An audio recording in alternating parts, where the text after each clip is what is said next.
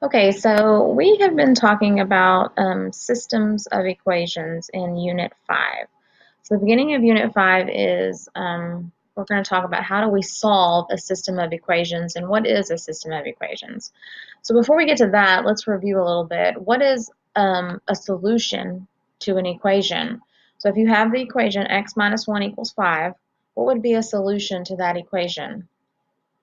Well, so we have some number, we're going to call it x, we don't know what it is, and when we subtract 1 from it, we get the number 5.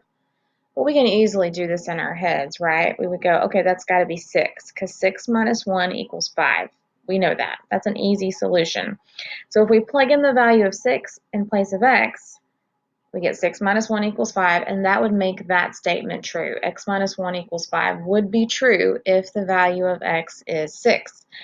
And in order to do that, this is how, we solve our equations. We draw a line, and we would add 1 to both sides. We would see that the 1's would cancel out on this side. On this side, we would say 5 plus 1 equals 6, and we would be left with x equals 6, which is what we said in the beginning, because this is a simple equation to solve. So a solution to an equation makes that equation true. It's a value that you can plug in for the variable, and that is a true statement. Okay, so let's think about this equation then. Now we have two variables. Now we have been looking at equations like this. This is x minus y equals 5. This is a linear equation. These are things we have been studying in Unit 3 and 4 and 2. So this is what we've been studying all year long so far. So, but now we have two numbers, x and y, and when we subtract them, we get the number 5. So can you think of two numbers that when you subtract them, you get the value of 5? Now, previously, there was only one value that would work for this equation. 6 is the only solution. But here, you might be able to think of more than one number. For example, look at all these examples. What if x was 6 and y was 1? 6 minus 1 is 5. Check. That works. That could be a solution. What if x was 10 and y was 5? Then 10 minus 5 is 5. That could also be solution. What about 5 and 0? If x was 5 and y was 0, 5 minus 0 is 5. Okay, so those numbers could be solutions as well. The same with 15 and 10, 8 and 3, 25 minus 20. Those could, all of these numbers, these pairs of numbers here, could be solutions to that equation, x minus y equals 5. So when we think about linear equations here, we think about graphing them. That's what we've been doing. And the whole reason that we graph linear equations is so that we can see a picture of the solutions of the equation. Look at this line. This is the graph of x minus y equals 5. I've graphed this in Desmos. You notice I've plotted these ordered pairs, these points, all along this line. And there are many, many more points along this line. Here's just a few of them, though. But what do you notice about the x and the y coordinates of each one of these ordered pairs? Do you notice that there's some of these are the numbers we just talked about on our previous slide? For instance, 15 minus 10 equals 5. 10 minus 5 equals 5. 8 minus 3 equals 5. 5 minus 0 equals 5. 3 minus a negative 2 equals 5. Every single one of these points that I've plotted and every other infinite amount of points on this line are all solutions, x and y values that we could plug in for this equation, and it would make this statement here true. These two values subtracted from each other will always equal 5. So that's the whole point of graphing linear functions. And we've talked about that briefly in class, but now we really need to make sure we understand that concept. Because now we're going to talk about systems of equations where we don't just have one equation, but we have two. So let's think about this statement here. We have two numbers, x and y, represented by two different equations. Now when we subtract x and y, we get 5. And when we add x and y, we get 15. So can you think of two numbers that will satisfy both of these equations right here? Two numbers that when we subtract them, we get 5, but when we add them, we get 15. Now, this is pretty simple. So hopefully 10 and 5 came to mind again, because 10 minus 5 equals 5, and 10 plus 5 equals 15. So x would be 10 and y would be 5. So 10 and 5 is a solution for both of these equations. 10 comma 5 is a point on this line. We just saw it graphed a minute ago here. If I go back, see 10 comma 5 is a line, is a point on this line. So it is a solution for this equation, x minus y equals 5, and is also a solution for this equation here. So I'm going to show you a picture of both of these graphed in Desmos. Now you noticed in order for this point, 10 comma 5, to be a solution for both of these equations, it has to be a point on both lines. And it is a point on the red line, x minus y equals 5, and it's a point on the green line. And notice what's happening there to the lines. They're crossing each other. And it's the only point that they share in common. So when we ask the question, what's a solution to these two equations, two numbers that when we subtract them we get 5 and we add them we get 15, there is only one set of numbers that will satisfy both of those things, and that's 10 and 5. Those are the only two numbers that you can subtract and get 5 and add and get 15. So this is what we call a solution to a system of equations. Two equations, and it's the point where they intersect. It's the only point they have in common. It's the only two numbers that we could plug in to both equations for x and y, and both statements would be true. This equation, it would be true with 10 and 5, and this equation is true with 10 and 5. Now there's other numbers that you can add together to get 15, but you can't also subtract those same numbers and get 5. 10 and 5 are the only two numbers that will do that. So what is a system of equations then? Now this is your notes. I've clipped this and put it here, but you have this in your blue, it's the blue foldable. It has several sections to it. So there's a section for substitution, elimination, graphing, and should be, if you fold up the first section, this is it, types of solutions. So I need you to fill in this part, and I want to go over this part with you. And then in this video, I'm only going to cover how to solve systems by graphing. So if you've been absent or if you've missed in class how to solve by substitution or elimination, I want you to focus on how to solve by graphing, because graphing always works. Anytime you have a system of equations, you can find that intersection point, if there is one. So what is a system of equations? Well, here's your definition. It's two or more equations. You can have more than two equations, but you need at least two. In Algebra 2, you talk about 3 equations would be a system, but in Algebra 1, we're just going to have 2 at a time. So 2 or more equations with common variables. So notice both of my equations a minute ago had x and y for variables. So your variables have to be common for both of them. And then there's several types of solutions. So the first type of solution is one solution, and that's intersecting lines. And I want to show you a picture of that. That's what we just saw in Desmos, right over here. We had two lines that were intersecting, and that point where they intersected, that is the solution. That's the x and y value that are our solution. So if you have one solution, it's intersecting lines. Now you can also have something called no solution, okay? So no solution would be parallel lines, because think about it. Parallel lines, the definition is of parallel lines is that they never intersect. They never cross or touch or intersect each other.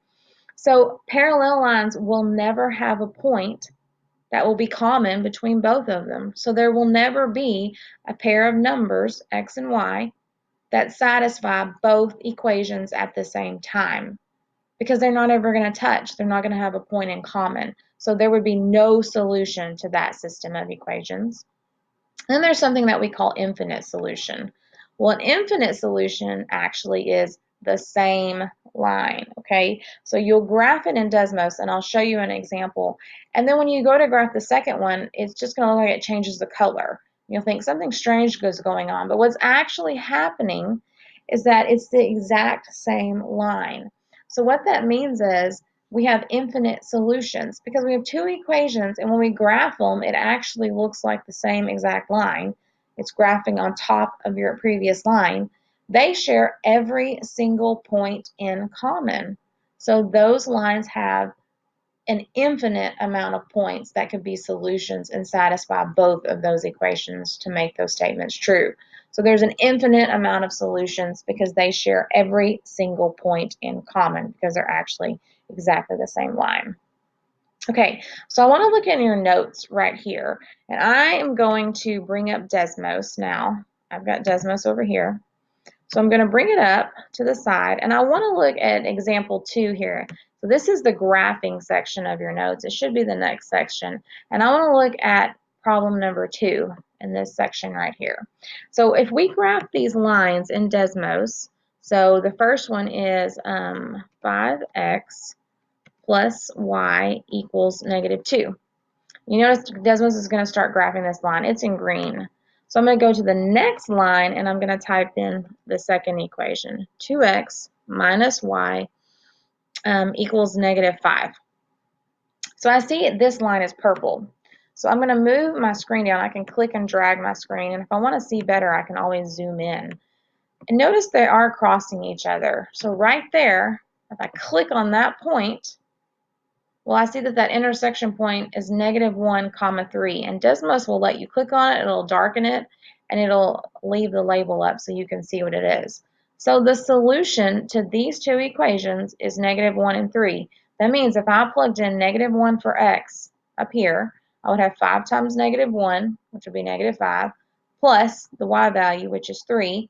So -5 plus 3 is indeed -2. So you see this point is a solution for this equation. That's a true statement if I plug in -1 and 3 for x and y. And the same here. 2 times x value of -1 is -2. Subtract 3. So -2 minus 3 is -5. So -1 and 3 is a solution also for this second equation here.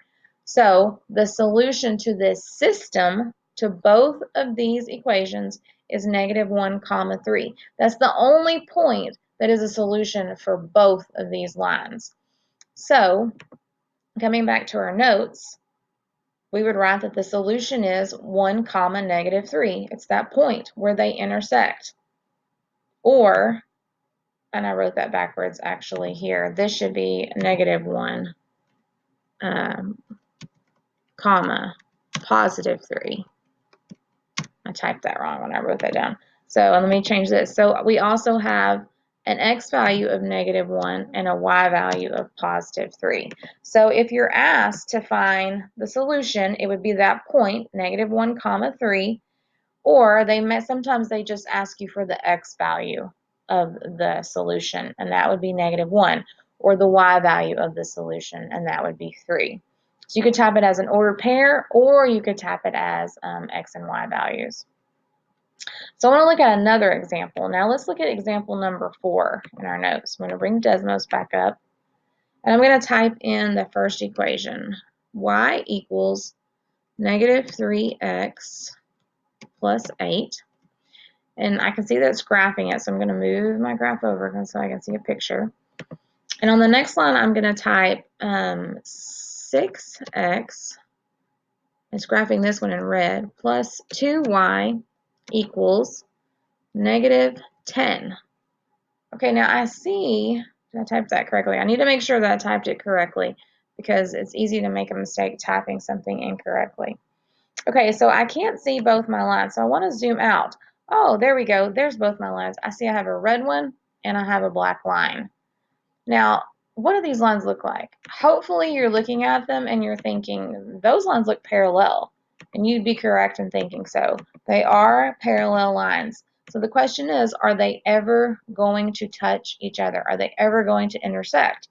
No, because that's the definition of parallel lines, is that they never intersect. They never touch each other. So if that's the case, and these lines here that we graphed in example 4 do not ever touch each other, they never intersect, then there would be no solution to this system of equations, which means there's no point where they're going to cross where they have an x and a y value in common that will make both of these statements true at the same time. So there's no solution. So if they're parallel lines, there's no solution to that system. Okay. Now, I did post on Google Classroom an assignment, and if you're on Classroom and you pull it up, it's going to look something like this. So let me bring up Desmos again because I want to show you how to work this assignment. It's pretty cool. It's a Google Sheet. And so what you do is you'll go and type each one of these equations, like for number 1, you'll type them in Desmos and you'll let it graph them for you. And again, we're looking for that intersection point of the two lines. So there's y equals 7x plus 4. Then we have y equals x minus 2. Okay, so I have a blue line and a green line. So you need to be careful because especially if you're zoomed out, it can get kind of tricky to see like where are they intersecting, and you can click and you'll think you'll be clicking on an intersection point, but you're actually not. So I would encourage you to zoom in so you can really see where they're intersecting, and I can see it's right there. And you can click and drag to get a good picture. And then click on that intersection. So you notice these two lines are intersecting at -1, -3. So that's the solution to this system. So I'm going to click in this box here, and I'm going to type -1, -3, because that's the solution to this system of equations. Now notice I've used parentheses to type my ordered pair, and I did not put any spaces in between anything. So no spaces, and then you hit enter, and you notice how it turns green? That means you got it correct. So if you type in an answer and it turns green, you got it correct. If it stays yellow, you've gotten it wrong. So this is like a self-correcting assignment. So it's instantly going to tell you whether or not you're getting the answers correct or not. I do want to look at number 5 with you because that's one that we haven't looked at an example of in Desmos. So I'm going to show you what happens when you type something like that in. So number 5 is y equals x minus 2. And then 4y equals 4x minus 8. Okay, do you see how there's different colors? I'm going to change the color of this second line so we can really see what's happening. Okay, notice it changed my line to red. The first one I typed was blue and this one's red. So I don't see but one line. So I'm going to zoom out. I'm going to hit home. I'm still only seeing one line. If you hit that home button, it should show you both lines. But I'm only seeing one. So let me turn off the second one I graphed. Do you notice my line turned blue? Okay, so my first line that I graphed is blue, and I graphed my second one, and there's no triangle with an exclamation mark here, so I didn't do anything wrong. I'm going to turn it back on. Notice what happens. Oh, it turned my line red. So what it's actually telling you is that it graphed the first line in blue, and it graphed the second one in red, and it graphed it exactly on top of your first line. So these two equations are actually equations of the exact same line. You might notice the second equation is just this first one multiplied by 4. If I multiplied y by 4, I'd get 4y. If I multiplied x by 4, I'd get 4x. If I multiply -2 by 4, I get -8. And so it's just a multiple of the first line. So it is exactly the same line. So that means these two equations, they're still two equations, and they share every single point in common, and that's what we call infinite solutions. Now, notice I didn't use any capital letters, and I did put a space in between my words. So infinite solutions. Hit enter, and it's correct. Now, if you find one that is no solution, which there is one, I'm not sure which one it is. I believe it's this one right here. You would type no solution. Okay, so it's infinite solutions, plural, but no solution, singular. And that one is no solution. I can look at this and tell these are parallel lines by their slope. So I've already worked 3 of the 16 problems for you in this video. So finish up this assignment. Be sure to go back to Google Classroom and turn it in. Solving systems is not that difficult as long as you remember it's where the lines intersect. And if they don't intersect, if they're parallel, that's no solution. And then if it is the exact same line, that's infinite solutions.